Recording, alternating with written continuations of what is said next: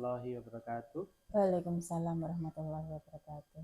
Ya, perkenalkan saya Nurdin Arifin, CGP Angkatan 9 Kabupaten Bantul.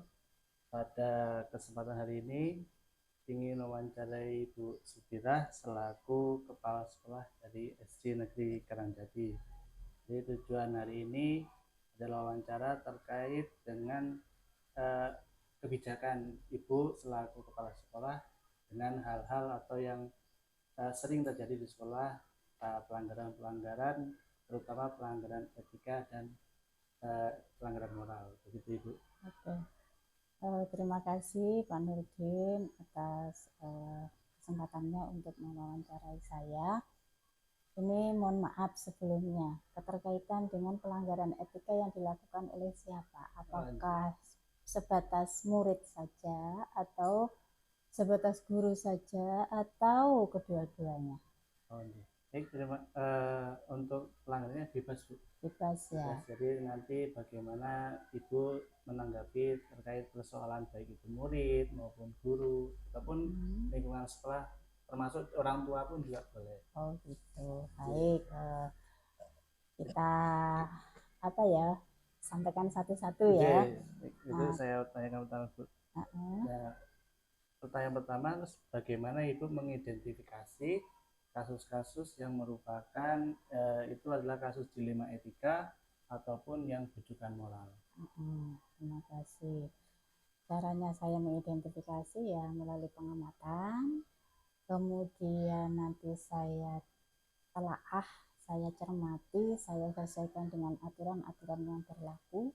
Apakah hasil pengamatan saya baik itu tertuju kepada guru, murid maupun orang tua maupun masyarakat itu sesuai dengan aturan atau tidak.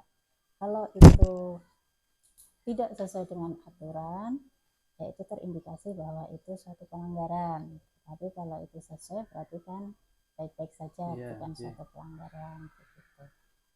Begitu. Baik. Terus selanjutnya Ibu, dalam Ibu kan tadi Ibu sudah mengidentifikasinya. Lalu selanjutnya bagaimana Ibu menjalankan misalnya kebutuhan sekolah ini, terutama untuk kasus-kasus yang dimana biasanya terjadi dua kepentingan tapi itu sama-sama benar gitu. Jadi kalau tadi kan kalau misalnya nggak ada pelanggaran hukum, tapi itu karena kebijakan atau pelanggaran yang disebabkan etika gitu ya. Untuk mengatasi ya, untuk menerapkannya. Ya, bagaimana cara mengambil keputusannya? Ya. Saya harus melihat dari aturan dulu, kemudian saya juga harus melihat dari sisi istilahnya kebiasaan yang ada di SD Karangjati dan juga yang ada di masyarakat. Kemudian saya melihat kebijakan-kebijakan yang masih abu-abu ya, apakah itu melanggar etika atau tidak. Nah, dari situ nanti saya akan mencermati sehingga saya bisa berusaha untuk mengambil suatu keputusan. Jangan sampai keputusan saya nanti melanggar etika atau norma pada masyarakat maupun ya istilahnya kebiasaan yang sudah di SD Karangjati ini, dan juga saya tidak mau keputusan saya nanti juga bertolak belakang dengan aturan-aturan secara hukum gitu. Sehingga saya harus harus mengklopkan antara kebiasaan yang sudah berlaku dengan aturan yang berlaku supaya semuanya bisa jalan gitu. Terus selanjutnya Ibu, hal apa saja yang selama ini Ibu anggap efektif dalam pengambilan keputusan? Nah, caranya saya yang efektif pertama seperti tadi saya sampaikan, identifikasi itu saya melakukan pengamatan. Kemudian melakukan bisa dibilang analisis atau pencermatan atau telaah atau gimana, apakah ini sesuai dengan aturan-aturan yang berlaku atau tidak. Nah, jika hal tersebut itu tidak sesuai dengan aturan dan juga etika yang ada di SD Karangjati ini, kepada yang bersangkutan Nah, itu saya akan ajak mediasi. Paling Oh. tidak saya panggil atau saya ajak berkomunikasi untuk mengklarifikasi, untuk menanyakan sebenarnya alasannya melakukan seperti itu apa, tujuannya apa, dan dari situ nanti kita bisa berkomunikasi, bernegosiasi yang seharusnya bagaimana. Jadi paling tidak saya melakukan pendekatan secara personal dulu. Saya tidak bisa untuk melakukan melakukan tindakan atau menjas atau menghakimi orang tanpa ada klarifikasi dari yang bersangkutan begitu. Kemudian setelah itu kita komunikasikan bareng-bareng supaya tidak ada kesalahpahaman. Jadi maksud saya seperti ini, beliau tahu, beliau juga mempunyai maksud dan tujuan seperti itu, saya juga tahu, sehingga kami berdua, kalau misalnya itu person sama-sama dengan person, kami berdua bisa mencari solusi yang terbaik yang harus dilakukan itu bagaimana. Gitu. Terus selanjutnya Ibu, ketika tadi Ibu sudah mengidentifikasi, kalau misalnya waktu ada pas kejadian, nah kemudian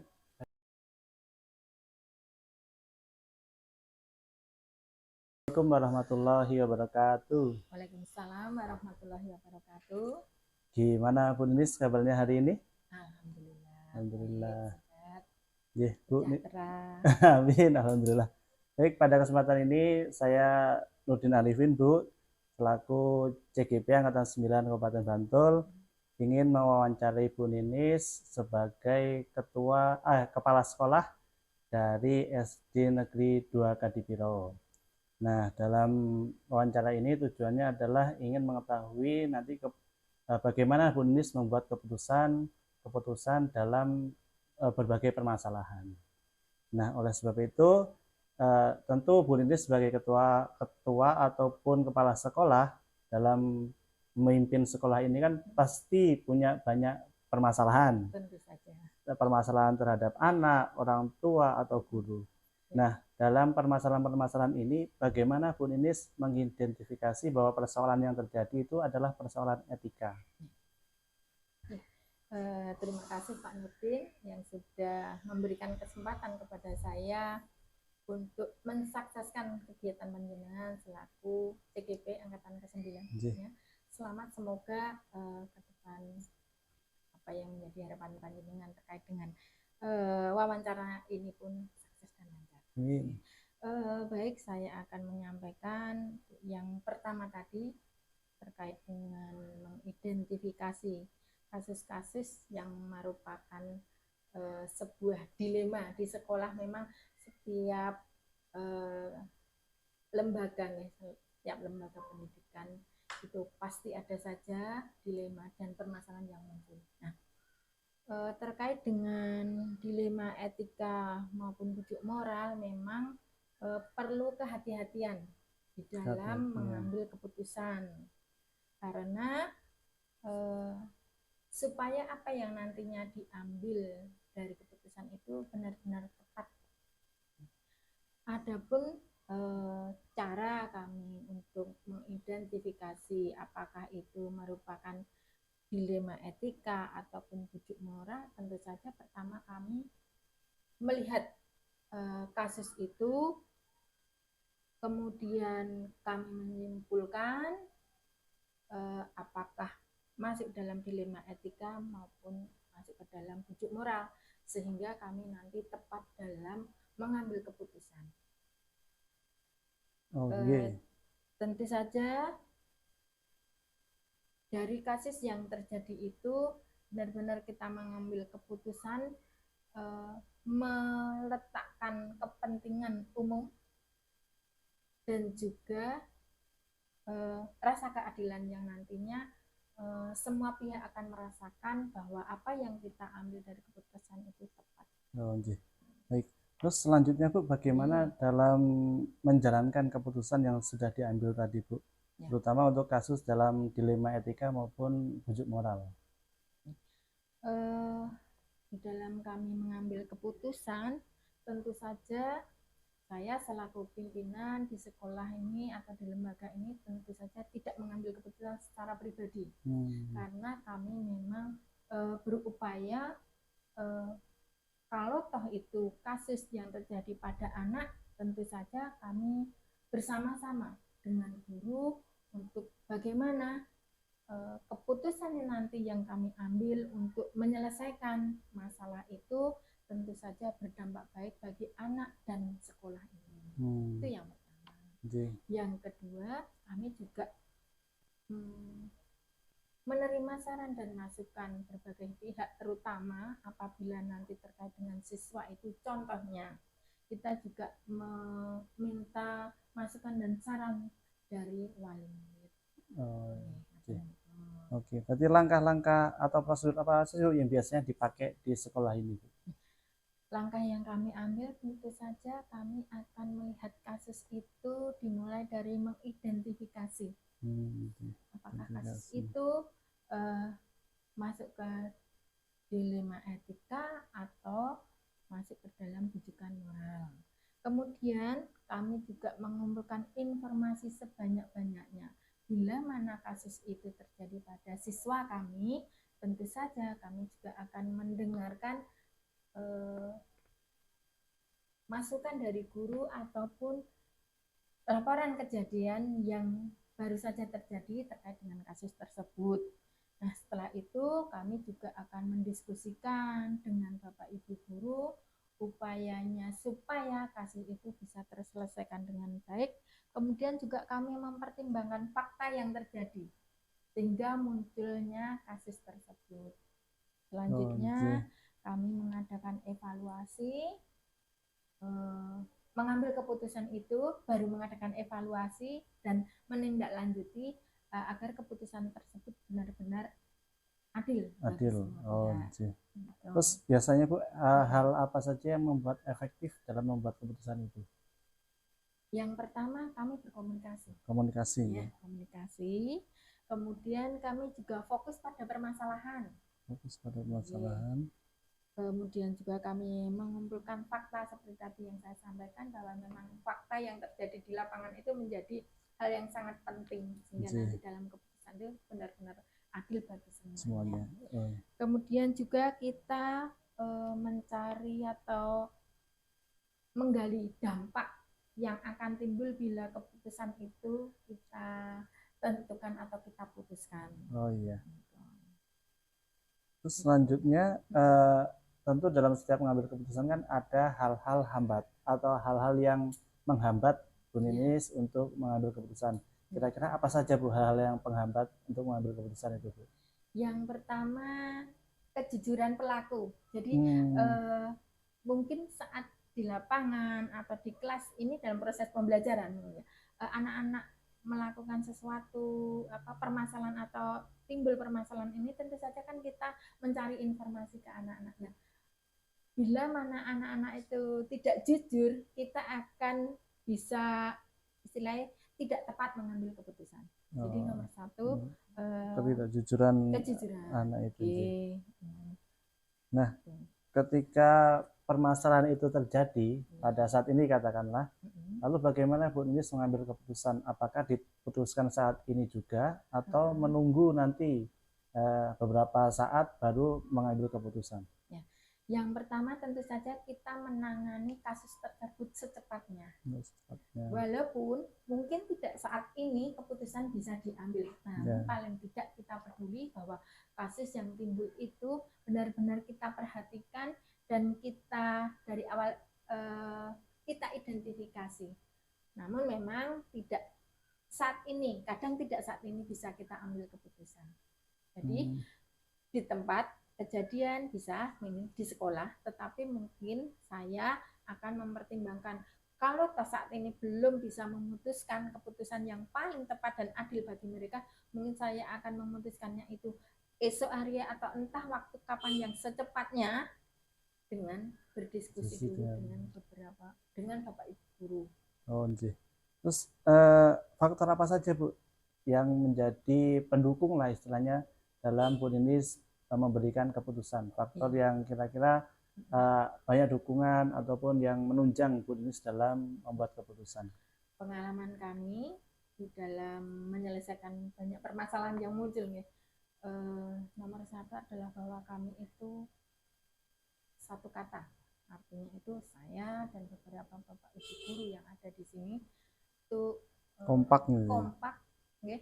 Dan alhamdulillah memang teman-teman juga sangat mendukung bila mana terjadi hal-hal yang itu reaksinya cepat gitu, sehingga bisa mengambil keputusan yang paling tepat dan berkeadilan tentu saja. Jadi memang dukungan dari teman-teman sejawat itu sangat luar biasa. Dan mungkin ini pertanyaan terakhir Bu dari saya. Sebagai kepala sekolah kan Bu Ninis sudah beberapa kali tentu mengambil keputusan-keputusan itu. Terus pelajaran apa Bu yang sudah didapatkan ketika membuat suatu keputusan tentang dilema etika dan rujukan moral itu?